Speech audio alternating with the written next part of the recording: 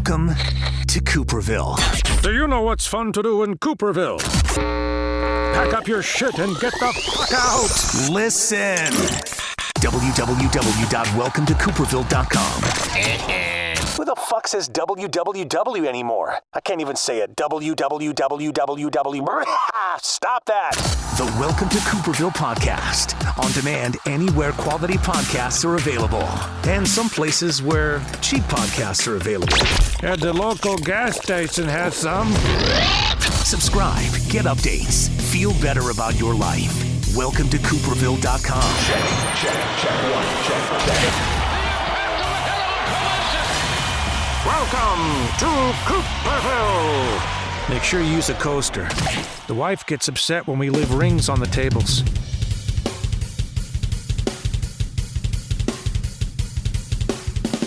Sam motherfucking Stilb is in my house. What up, yo? Never thought the day would come. I didn't either, man. From one day at Rockfest and some giant heads to my basement in the Welcome to Cooperville studios here. That was an odd year. It changed a lot of things for me. It's part of why I am here. Sam has been to. Do you have a number? Do you have a tracked number of how many shows that you've been to over the course of your life? No. I have no count. I collected ticket stubs for like sporting events and shows that I went to up until probably about 18, 19. Mm-hmm. And then I decided I was going to throw them bottom two drawers away because I just didn't want to keep it. I'd have a whole house full right now. But Sam has been to, and this is how I kind of keep up on the shows that I don't get a chance to go to or didn't get a chance to go to when I was in radio, is I follow Sam's, Facebook story and see where he's going, where he's been. And you always end up finding yourself in like the right place at the right time, not just with artists, but I saw you with Giannis at some point. I mean, you got pictures with the Milwaukee Bucks when you were randomly like someplace. Brewer players. Packers here and there. Front row Amy, Yeah, that was nice. It's the only reason I watch when they were struggling. Yeah. But no, you're kind of an aficionado of live event. I just love the scene. I love the feel, the vibe. It's the camaraderie you have with the people that you've found and that you've met. When you know you're going to meet up with some of these people, it's just you got something to look forward to on top of the killer music that you're going to see or whatever the event is. But I found over the years that I don't even have to have somebody there that I know, because I know that there's going to be somebody standing next to me I can talk to. You look at their concert shirt, you look at whatever. Hey, I was there. I saw these guys there. It's just an instant conversation point, and you can just start talking, and next thing you know, you got more friends. Now, where did this all start for you? And what was the first show you went to that you got kind of addicted? Anytime these posts come up where my first show was, my best show was, this and that, I intentionally avoid it because I honestly can't remember my first show. I don't know what it was. The first one that I remember specifically, I guess, was the Monsters of Rock back in '89 when it was Van Halen, Scorpions, Doc, and Metallica was second on the bill. Kingdom Come, But I know I had been to shows before that. I just don't remember what they were because I wasn't that into the music at that point. The concerts and the music it really didn't take off for me until I actually started hitting Rockfest. And then I started really liking the vibe and everything around it. For the longest time, it was always sporting events for me. I would travel to see the Brewers, I'd travel to see the Packers, or this or that. And then the more I started getting into concerts, the more I started realizing, you know what? I'm going to go see this band, and I know I'm not going to leave mad because they lost. I have no skin in the game here. Right. That's easy enough. No, so it was a kind of a quick transition, though. Back around 2006, 2007 is when I really started truly finding music. I always had it around me. It's always been around me, but different genres. I've had every influence with my older sisters, my dad. They all listen to different stuff over the time. So I get a little grief yet because I hang out with mainly metalheads, and they're like, how do you listen to this dance music or this crap? I'm like, well, I had a phase, So yeah, and I've seen you not just specifically at rock shows and sporting events, but I mean you venture out into all genres. I mean you've seen some of the biggest names that are out there. Who outside of rock, because we'll get into more of that when we talk about your Rockfest lifestyle that you're devoted to as right. Repping the Rockfest shirt as you're here. Right. But outside of the rock genre, like who's the biggest person that you've seen, or the best show perhaps you've seen? So the best show recently that I've seen, I would probably say was Bruno Mars last year. The showmanship he had, the dance ability, the lights, the stage, everything he had, and they actually had musicians there. You get a lot of crap where it's like, okay, these guys are just they got all their sound piped in or whatever. No, they had musicians, they had stuff, and it was just, that was one of my favorite shows. I thought it was really cool, And then Jason Aldean on the country side, he always brings it. When I saw him at Lambeau Field opening for Kenny Chesney, he blew Kenny out of the water. So, Wow. those two are kind of some of my favorites that I've had recently. And like I said, it's not always on the rock side, but these guys, they brought really good shows. I noticed that when you post things about going to country shows that the comments get a little, wait a minute, I thought you were Sam, the Rockfest man here. What are you doing branching out and seeing Carrie Underwood? Well, Carrie, she's not hard on the eyes right now, so. Maybe that was a bad example. Right. I think anybody in their right mind who still has at least some sense of vision would be like, I'd go see that show. So, back in the day, my dad, he used to listen to like Randy Travis and Patsy Cline and stuff like that, along with the CCR and, a lot of the old rock back then. So just off my dad alone, there was a mix. And then as I started getting older and, you meet girls and they have different likes and interests. Yeah. Well, okay, I really like this girl and she likes the country stuff. So I'm going to go check out a country show, a few country shows with her. And the next thing, I'm like, hey, this isn't all that bad. There's some decent tunes and whatnot. I can handle listening to this. And the recent country kick I've been back on, it's, a girl again. Started dating a girl and, her kids were into the country stuff. She was into it. So I, wanted to take the kids to some shows and started falling back into it. But I never lose sight of my rock. Rock is always still number one for me. I just don't think it's wrong or, a problem to have other likes and interests. Yeah, I think when you talk about the girls thing, I think it goes back to kind of the Def Leppard Motley Crue model of how they used to build their audiences and why these bands would go and do arenas. Bon Jovi, I think you can throw in there as well, is because they come out with that fast song, that just hard-hitting, really, catchy chorus, and then they come out with a ballad. Ballads, yes. And all of a sudden you see like the front row. If you watch any music video, basically from 84 to 89 before grunge kind of took over, there are big-haired women in the front. And I think it was an interview with Joe Elliott of Def Leppard. He said, well, we knew if we came out with that ballad, if we came out with Love Bites, after we came out with Pour Some Sugar on Me, which obviously also attracts the females, which attracts the males. It's a weird dynamic they have going on there. But he said if we got the girls there, to the show, we knew the guys were going to come with because the girls are going to be there, and all of a sudden they're doing the round and they have a stadium marketing model.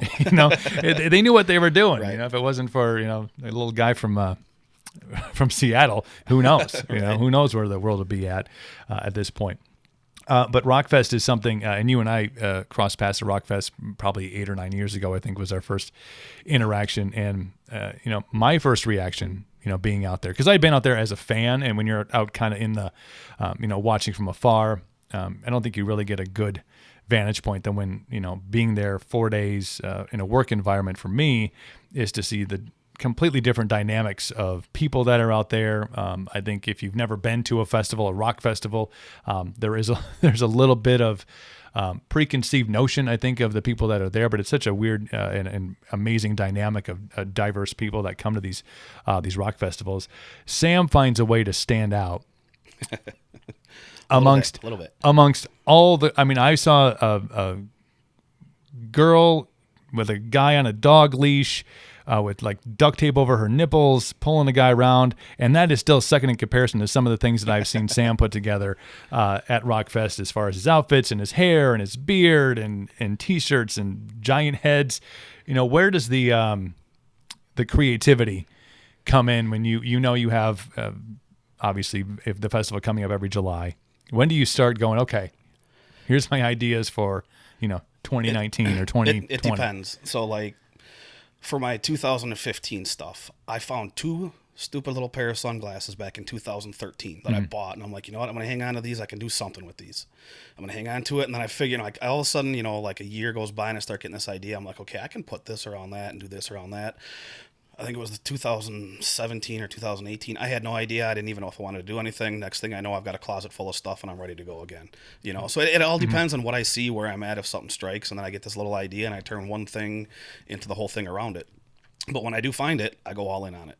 Yeah, that's all in. Maybe that's the understatement of 2019 so far. Is Sam goes all in on it. I think I still have my giant head may have fallen back behind the thing here, but it's in here somewhere. That's one of the first things they returned to me when I got let go. They're like, "Here's your giant head back." I'm like, I thought maybe you guys would hang this in the studio as like a in memorandum thing, but whatever.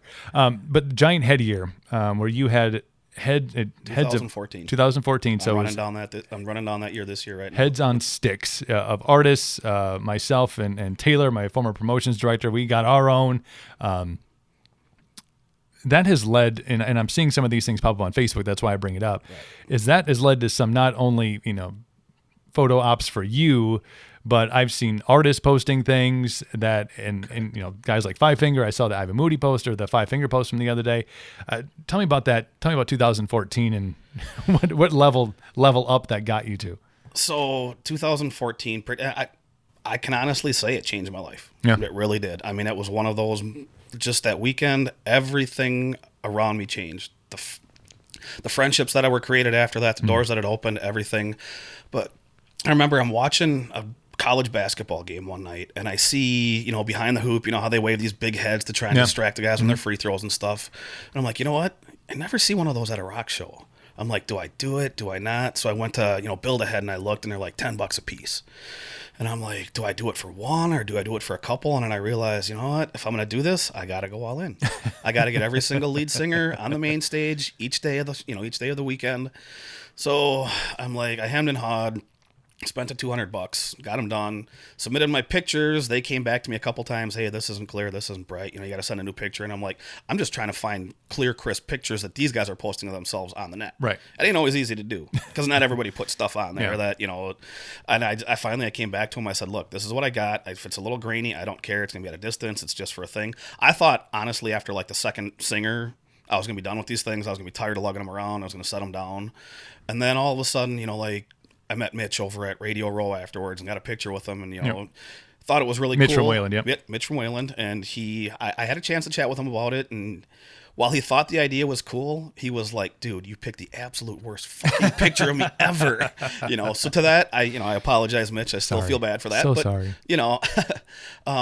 But then, like as the day goes on, you see these artists kind of looking at that, pointing it out, like, "Holy cow, that's really cool." And then as we get to later at night, when all of a sudden Sammy Hagar starts playing with his prop up on stage, I'm like, okay, these things are going to stick for the weekend, See where this takes me. And then it just, all weekend long, it just kept pouring in, and all these lead singers started loving seeing their faces up there and stuff. There were a few that wouldn't interact and whatnot, but that, that's fine. They're up there doing their jobs. Right. I get it and stuff.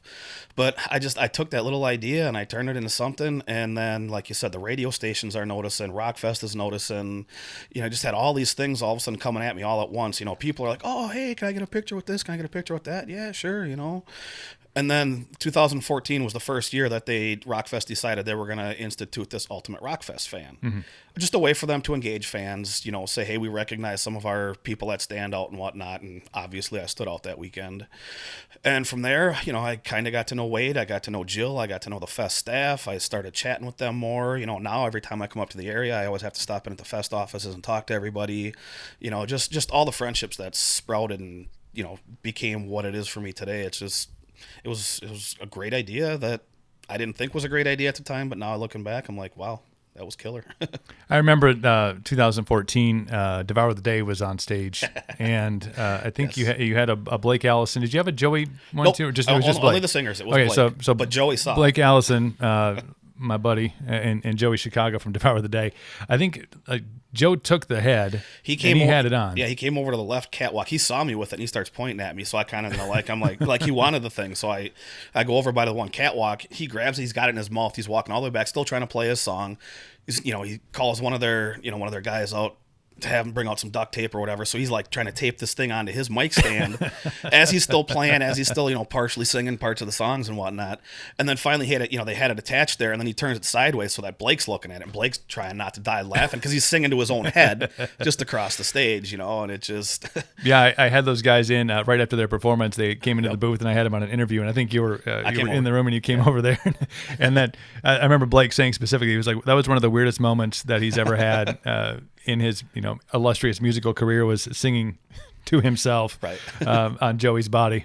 I never forget that. No, but I think that was one of those times, I think that and I've noticed this over 20 years of being in radio and dealing with musicians, is when you get to the real part of them where it's not the show, it's not the performance, is these guys spend before they go on a tour, they'll spend weeks or even months rehearsing, and to some extent, when you get up to the bigger names, when the lights go down, everything is choreographed. It's almost down to a science. That's how you see these guys jumping up in the air. They're not knocking themselves in the head with, with guitars and jumping into their own pyro. Yeah, don't do that. Right. It's bad. They practice that stuff. That's when you see those accidents happen. It's because those guys don't practice. They don't choreograph it down to a science. But when you have these artists that are willing to break format and break mold a little bit, that's when you get to see them as real humans. And that's one of the great things that I experienced in my career was when you get them down to they're just people. They like to have fun, incredibly talented. They can do amazing things either vocally or with an instrument that you and I can probably only dream of. Right. But at the very core of it, they still, as Wade Asher would say, they still put their pants on one leg at a time. Yes, they do. It's very cool stuff. I had an opportunity to meet your dad a couple of years ago when you brought him out to Rockfest for the first time. Tell me about that relationship and that moment that he got to be out there scooting around. Dude's got an epic beard, though. I'm going for that. It's on my list. He loves the beard. So my dad and I have had an up and down relationship over the years. There was a point in time, not too long ago, 15 years ago or so, where we didn't talk at all. Yeah. We just couldn't stand each other, hated each other. I could have cared less, if he passed, if he didn't. And then, again, it always comes back to a girl I was dating. He was going in for open heart surgery right around Christmas time. And she said that, she asked if I was going to go meet him, visit him, whatever. I said, no, I don't care, And she's like, if you don't, we're done. So I went down and I visited, and he started crying when he came out and saw me, and we've been back ever since, stronger than we've ever had, even when I was a kid and whatnot. So from that moment on, I realized, we don't have a lot of time left, and I'm going to take this as a new relationship. I had given up on it, but I've got it back, and it's golden. So I try and get him out to shows. I try to get him stuff, and he truly appreciates it. He loves it. He loves these things. The first day, so we went the one year that Rock USA and Rock Fest alternated weekends. Yep. I'm like, Dad, hey, you want to go check out a music festival with us? I'm like, it's not quite Rock Fest, but it's right in our backyard. We can drive in and out every day. I made up some CDs of all the songs that we played all day for the drive in, the drive back, or whatever. And he loved it. He just fell in love with the music and the bands. And then I told him, I'm like, well, if you really like this, you got to come check out Rock Fest one day. But because it's such a farther travel, he can't camp, he can't do whatever. We made the decision that, hey, come on up for one day, let's check it out. So I got him a one-day VIP up there. He came in, and within 20 minutes of him being there, he's like, this is the best thing I've ever experienced. Just the people that were already starting to come up to him and show him love, and the grounds, just everything about it. I'm not going to get into anything about between the two festivals or whatnot, but there's differences. But he saw the differences, yeah. And he fell in love with it, and the people just opened their arms to him like they did to me, to you, to everybody else that's there. We use this word a lot with Rockfest, family. Yeah. As soon as someone's in, they're family. So they latched onto him. They fell in love with him. He fell in love with them. So, every year since then, I've been bringing him back for one day. We got him coming up again Friday this year and stuff. And this, I haven't really told anybody this, but back in January, he was going through some really, serious stuff again. His blood pressure was dropping. He wasn't having a hard time breathing. We weren't sure if he was going to make it or whatever. And, he's 80. He's, lived his life. He's abused himself. But he looked at me once and he said, I can't be done. He's like, I have two things I need to do yet. He's like, I need to see my granddaughter get married, and I need one more day at Rockfest. Those are literally the two goals he had. He wants one more day at Rockfest right up there with his granddaughter being married. And his granddaughter being married means, it still means more than the world to him. Right. But the fact that Rockfest is right up there like that tells you the relationship that everybody has with everybody there.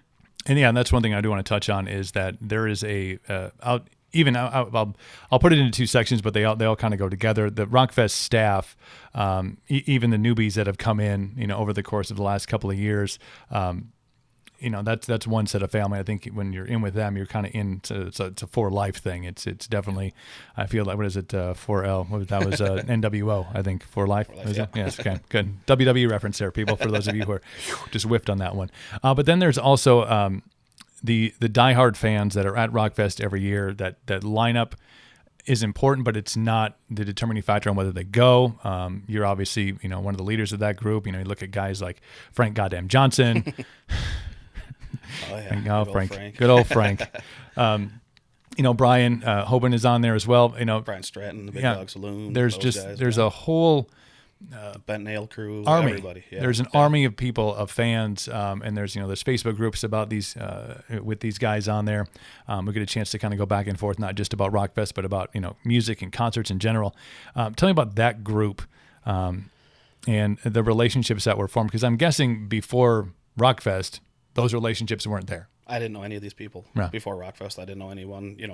My circle was down in the Milwaukee area where I'm from. I didn't first find out about Rockfest until 2005, 2006, something like that, when I first started going.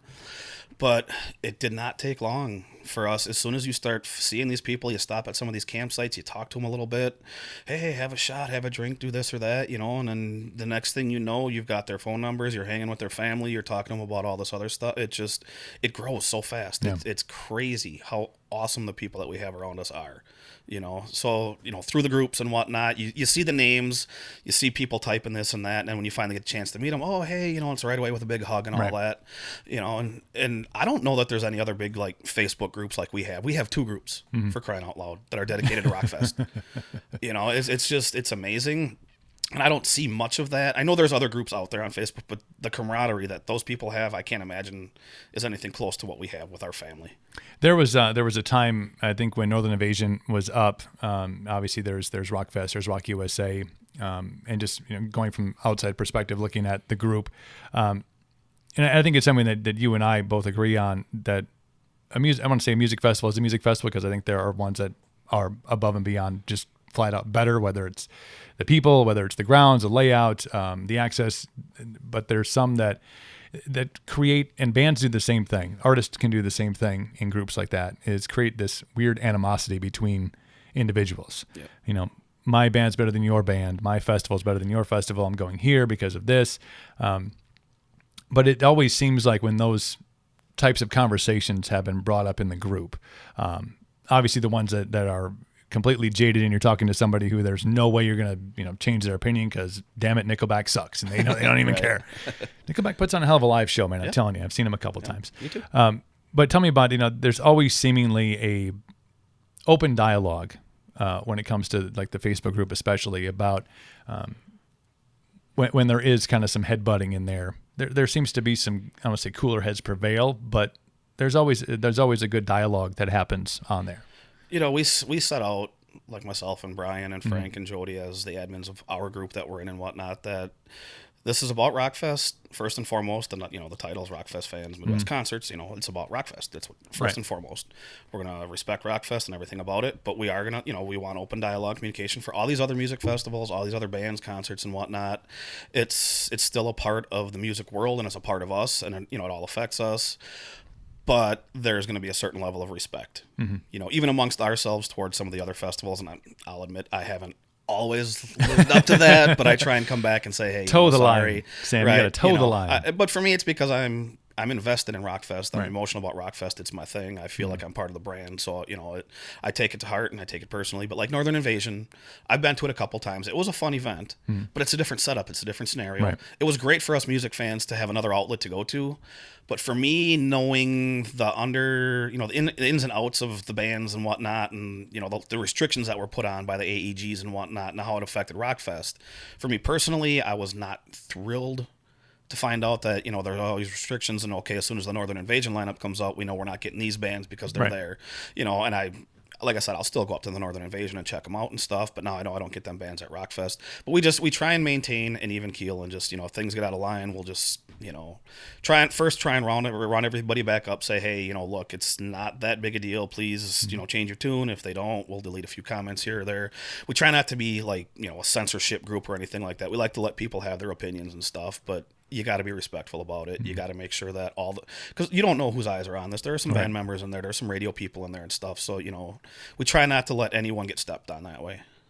Who do you think what was the best live show? All genres, best live show that you're like, that was a spectacle, or that was something that Rob Zombie 2011 at Rockfest. That was awesome. Yeah. Seriously. Yeah.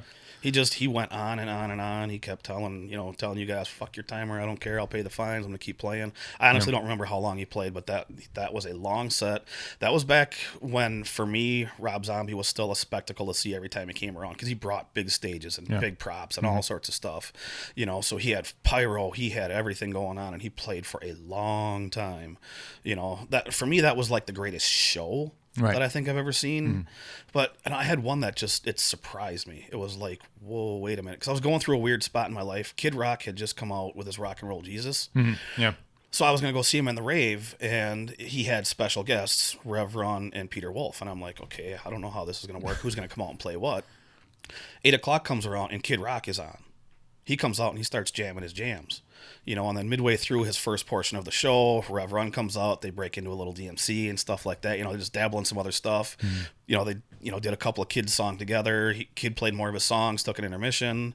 Later on, Kid comes back out, plays his stuff. Peter Wolf comes out. They break into some Jake Giles. They do some other stuff, some covers.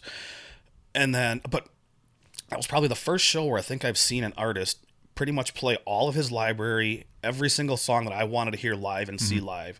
That's the first time I've ever experienced where there's no real true opener. Right. And I understand, these openers, this is where they make their mark in that. And I always love that, these young bands get their chance. But that one just kind of blew me away. Like, holy cow, Kid Rock just came out and played Kid Rock and did everything I wanted to hear and see. Yeah, and cool. and Kid Rock has even attested to this. Like the fact that he doesn't need to work out is because he will go and literally he will leave every single ounce of energy he has on the stage, because he'll put on a 3-hour show. He'll put on a 3.5-hour, 4-hour show, and nonstop. And one of the most, whatever your opinion of Kid Rock's opinion is. Yeah, I know he's another one of those. I mean, I still would have voted for him if he would have run in Michigan, but that's just for namesake. But he's a guy who is beyond talented. I mean, dude can play every instrument. He can play it well. It's amazing. He kind of you look at him and you're like, white trash dude from Detroit. Right. Yet he's got, more talent than I could, fit into. The background he came from, he could have easily just stuck with the rap and done that other stuff, but he went into the rock world, and he gets slammed a little bit now because he's trying country. But I never give artists any grief. Why can't they expand? Why can't they try new things? Why can't they go into different areas at some point or another and just broaden their horizons and just explore who they are as artists all the way around? Yeah, and I've talked about this with artists that we've had on the podcast before. Is I'm like, there's a handful of artists that don't need to change their sound. AC/DC is the one that comes to mind, even though, I've gone through, obviously, a couple of lead singers with Brian Johnson now back after Axl Rose was in, and then, of course, Bon Scott. But when you hear AC/DC, like my kid is 9 and knows the opening riff of, every single, he's like, oh, that's AC/DC. You can just tell. And that has worked for them since the 70s. Kind of the same sound, kind of the same vibe, kind of the same, lyrical put together and how the song's built. But, having other guys on that say, if one day I'm in the mood like this, and one day I'm in a mood like this, or man, we started using some different songwriters, or we started writing our own stuff, that's why they're artists. They have the ability to, kind of expand their horizons and not just, stay in their lane. They can, are able to exit and do some other things. So, I'm all for, especially now they're not beholden to one, particular genre of music. Because I think even in the rock world, and you see this when we talk about diversity of sounds of music, is you can't have one lane in rock, because there's bands like Greta Van Fleet that come out and you're like, what the hell? Wait a minute, Zeppelin 2 is back, and then you can have bands, like Rob Zombie, and you can have bands like Five Finger that come out, and Five Finger maybe is in that same AC/DC thing where Five Finger sounds like Five Finger. But if an artist like Kid Rock wants to go and try his hand at, there's hip hop involved there, there's country involved there, there's a bunch of different genres that can blend into one, because I think people are by nature eclectic in what they listen to. So it's good for Kid Rock. Yep. If he ever wants to be in the podcast, you just give me a shout. It'd be awesome. When we talk about the best show you've seen, and the most, the Rob Zombie show, as far as the spectacle goes, was there a show you ever went into, because you've been to a gazillion of them, that you went in with really high expectations and you thought, this is going to be fucking phenomenal and I can't wait to see it, and you came out disappointed? If there is, I don't even remember it because there's been so many other great shows after that. Like I said, erasing the hard drive. Yeah. Right. Like I said, this is one of the reasons why I kind of migrated from going to all sporting events to going to all concerts. It's like I generally don't walk out of there feeling like my band lost. I haven't really had a whole lot of disappointing shows. There've been some, but nothing that stands out as egregious. Like, oh my, this was just totally not what I was expecting. It's most of the time they're on point. They're doing what I expect them to do, and I have a good time with it. And I move on. So, you're from Milwaukee. Tell me about the vibe in the city this past couple of months, I guess, with the Milwaukee Bucks and the way those things were going. Just because it was, the Bucks have always been fascinating to me, and I think maybe it's so different on this side of the state because we have. Packer fandom is just a Packer fandom thing. Like you did. We're this close to the border. We're an hour away from Minneapolis. We really should all be by proximity Viking fans, but we're not. The Bucks have just always been that team that's like, oh yeah, I forget. Sometimes I forget we have a NBA team, and there was some moments there where we almost didn't have an NBA team. I forgot about them a few times too. Yeah, Ain't gonna lie. Brewers the same way. Brewers have gone through kind of some some ups and downs, and I think back in the 2007, 2008 season when you look at that run and how. They brought the pinstripes back, and they finally settled on a kind of a logo. And 2011 as well, they brought a little bit of a run back. So I think that excitement is up there. But it's always been like Packers because the Packers have been so good for so long. You expect greatness out of them, and this team that you kind of paid attention to. You heard about this guy Giannis, and you're like, oh, and then the Jason Kidd thing. You're like, oh wow, and that obviously didn't work out very well. And then all of a sudden this year. They obviously exceeded expectations during the regular season. But the playoff run, was something that, I can't remember the last time I sat down and watched a basketball game, NBA or college. Maybe when the Badgers made it to the Final Four, several years ago. I've sat down, I would watch that. But to sit down and plan your life around watching an NBA game, a Bucks NBA game, what was the vibe like in Milwaukee during this run this past year? This vibe was incredible. It was I've never seen that before. And I was around in 2001 when we were in the Eastern Conference Finals. Yep. So I used to watch the Bucks all the time up until that 2001 run, and then everything kind of fell through. And I'll admittedly say I lost sight of the NBA because I felt there was a little bit of we wanted Iverson to go. We want the big market and stuff. I kind of soured on it. So I lost touch with basketball for a while. And then this kid shows up. This, some guy that nobody can say his name, Jin and his whatever, Johnny right, yeah. Poe. So yeah, all of a sudden this kid comes around and the Bucks are starting to play well again, and I'm like, can I do it again? Can I get back into it? And as I start hearing interviews and seeing this kid and realizing that this is just a good, solid kid.